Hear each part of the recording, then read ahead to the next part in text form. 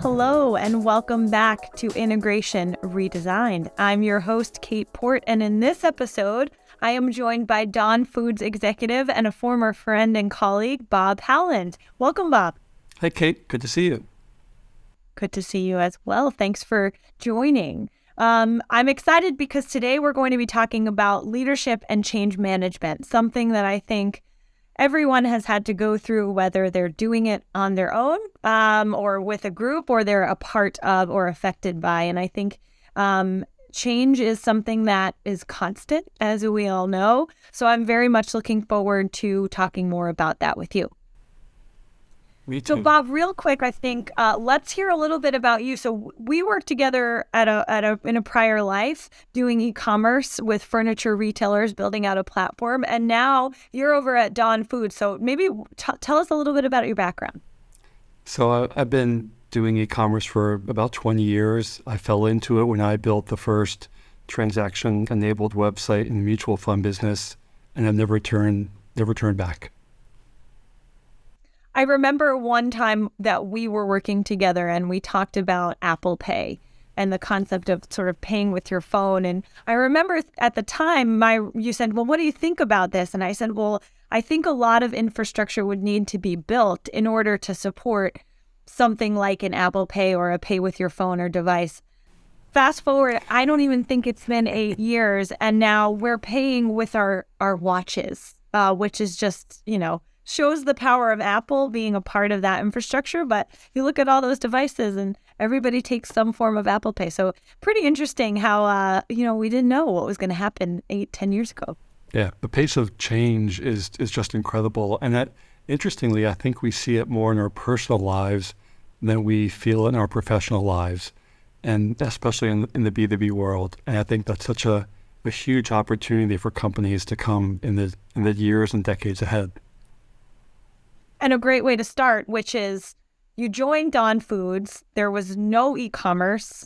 You talk about the only way that people could order was through a sales rep, which, someone coming and writing down what you needed.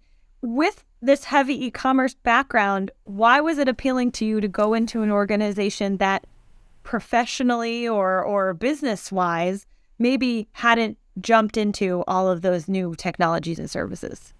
Yeah, I mean, two very clear reasons. One, the company really wanted to do this. They were dangerous enough in terms of their ambition. They were also somewhat guided in that ambition. They had been to Mountain View and seen Google's headquarters.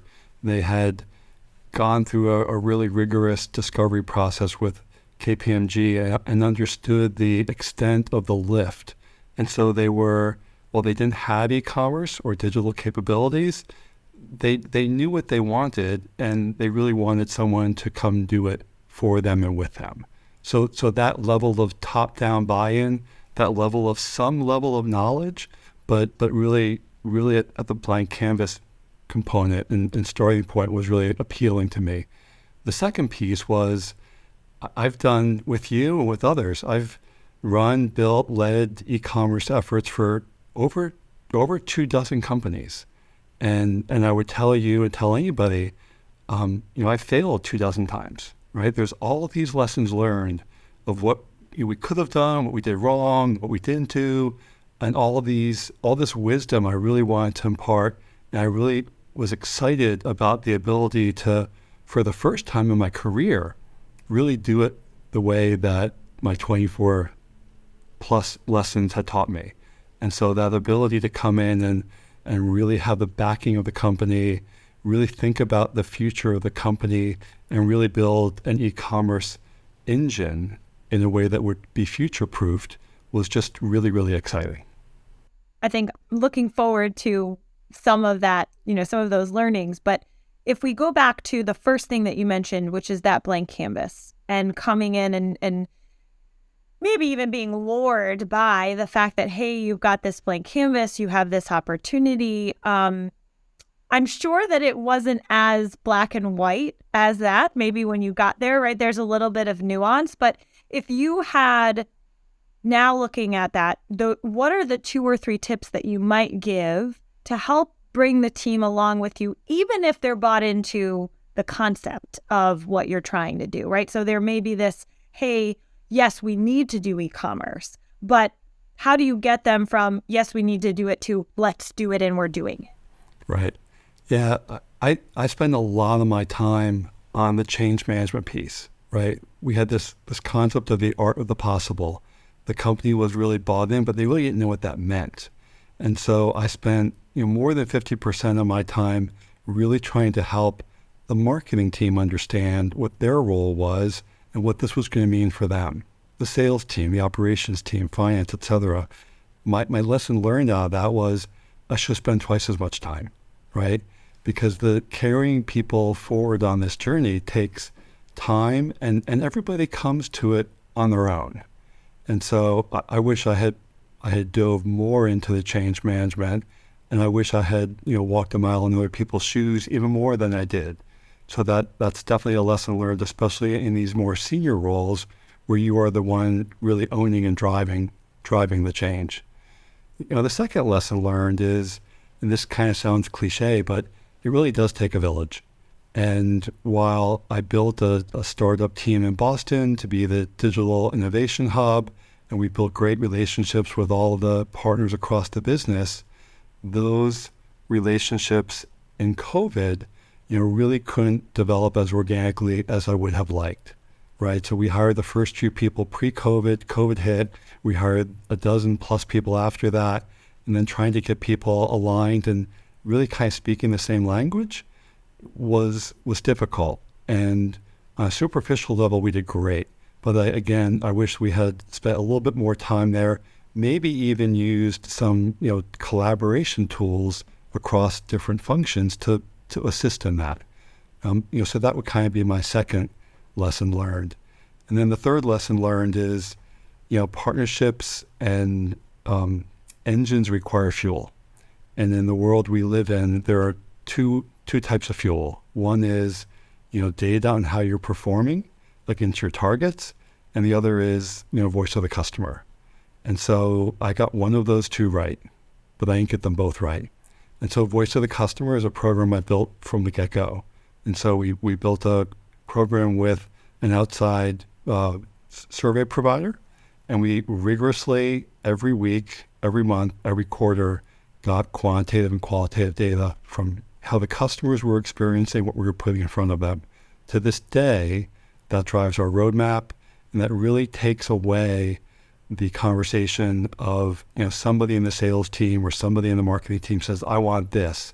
If we don't see it in the voice of the customer, we don't do it, right? The piece about bringing data forward and really educating the board, really educating the C-suite, really educating all the functions, we spoke to ourselves. So we brought forward e-commerce data that can really only be interpreted by e-commerce experts. We really struggled to bring forward data that would speak to the head of finance, would speak to the marketing team. And it took us over a year to really understand that what we were selling, people weren't buying because they just didn't understand page views. They didn't understand browse sessions. They didn't understand, checkout chutes and funnels. And so that language just wasn't resonating. We really had to turn it into business language that was appropriate for individual functions. And that was something that was a big lesson learned that I think would really help everybody. So many elements of that, in my mind, triggered patterns that we see as we're all trying to run our own businesses and teams, which is many teams struggle with data. Many teams struggle with how to make decisions. Voice of customer sounds like it breaks the tie in many cases for you guys. And I think it's really interesting when you look at what data you're providing, because from my personal experience in retail, a conversion was we had 100 people walk through the door and we sold to one of them, right? Versus on e-commerce, it's a different measurement. It's similar, right? How many people buy versus come on your site. But are we looking at the same type of rate in store versus online? And I know it's not that extreme with Dawn Foods, but those are some of the things where we want to look at that and make sure that just the vocabulary is the same, let alone thinking about how we if that data is relevant for a CFO or a CMO or someone else.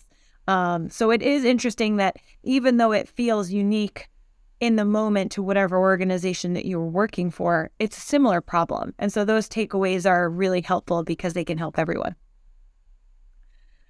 So I think, we talked a little bit about IT and e-commerce, and as we think about the direction that retail is heading, one of the things that comes up in conversation is, e-commerce doesn't really think about technology. Technology is, on the outskirts or maybe incorporated with technology, or e-commerce and technology are different teams, I think that there will be a point of time where that comes together, and I think that time is coming. But there's always this interesting battle where voice of customer, in your example, might be saying, hey, we want, real transparency during the shipping process. I don't know, pick something. And so the e-commerce team says, hey, this is voice of customer, or the team that's really setting the roadmap is saying, hey, here's the feedback we're getting. And then it becomes, how do we select that technology that we end up using? And so it's really interesting because those technology evaluations can be interesting conversations, I'll say. When you think about the technologies that have helped or hurt your team, what are some of the ones that you would say this really enabled us, whether it was for your business or for the team or for how you work, or these are some of the things that we weren't ready for or didn't help us the way that we expected? Yeah, I'll give you two different lenses on that. So one is the collaboration piece. So, we started as a startup in Boston, and it's a 100-year-old privately run company in Michigan. And so we really need to figure out how to work with the IT team and the other parts of the organization. And the tools that we found that we used as a company were somewhat dated. We were using, I can't even remember, it's Skype? I guess it was Skype. And, that's a four-letter word in my mind. I mean, Microsoft walked away from that technology years and years ago, but we were still using it despite drop calls and everything. And so, being ever the efficient, executive, we just started using Zoom on our own. We just started using Slack on our own and all these things. And then our IT partners started using them with us. And lo and behold, we found that we had created an us versus them dynamic in the company. And we were on different platforms, and that wasn't what we wanted to do. And so ultimately, blessing for us, Microsoft Teams came along and was able to kind of conquer the world, and we all morphed onto that platform. But the mistake we made was trying to be different and not trying to move the company to something that would be a collaboration tool for everybody, and creating different silos or different ways of working.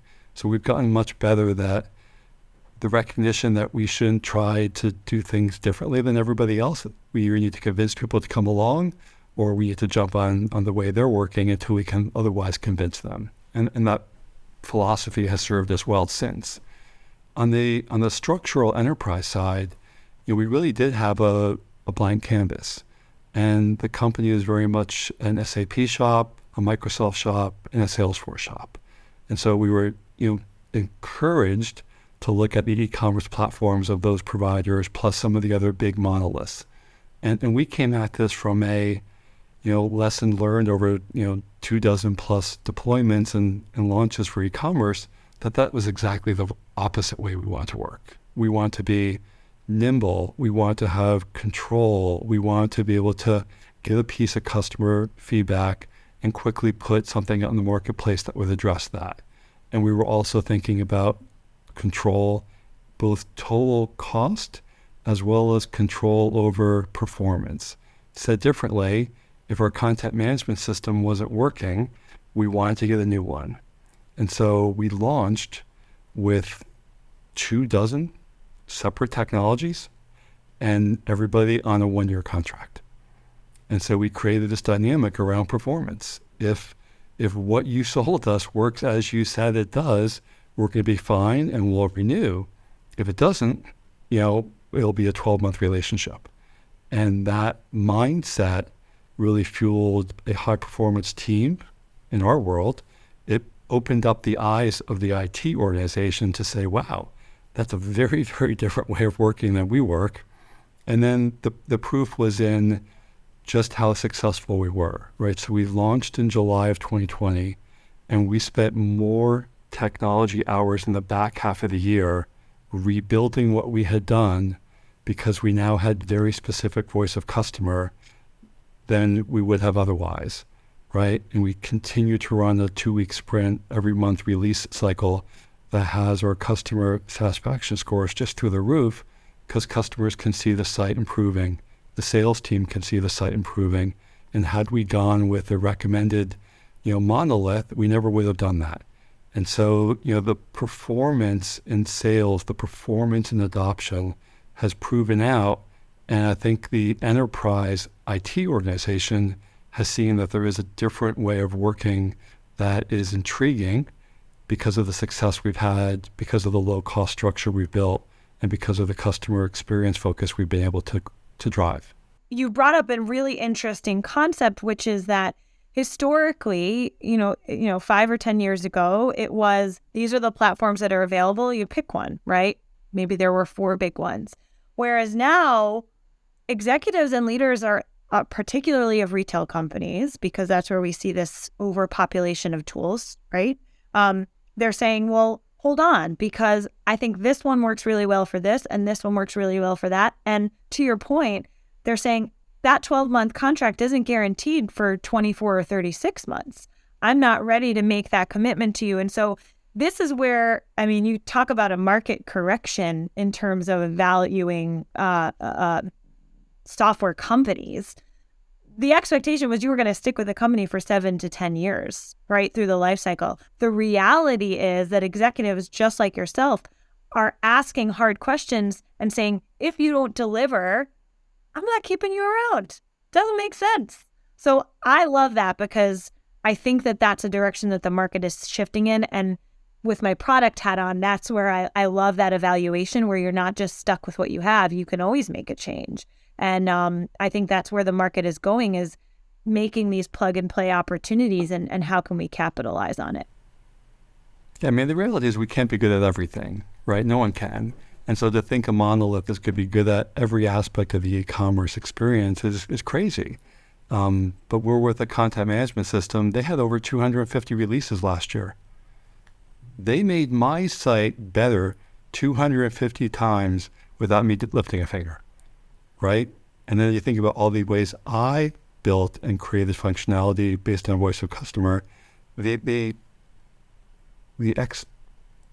exponential lift of that is just crazy. And having people that are as dedicated to their product as we are to ours, that's where these great partnerships just keep fueling each other, which shows up again in the customer experience and the crazy phenomenal sales growth and adoption growth we've seen. It's a phenomenal product. Only getting better. I love this conversation. I think I'm gonna have to reel you back for another one. But Bob, thank you so much for joining. I think there's a lot of really good takeaways. Thank you for coming on today, and always great to talk to you.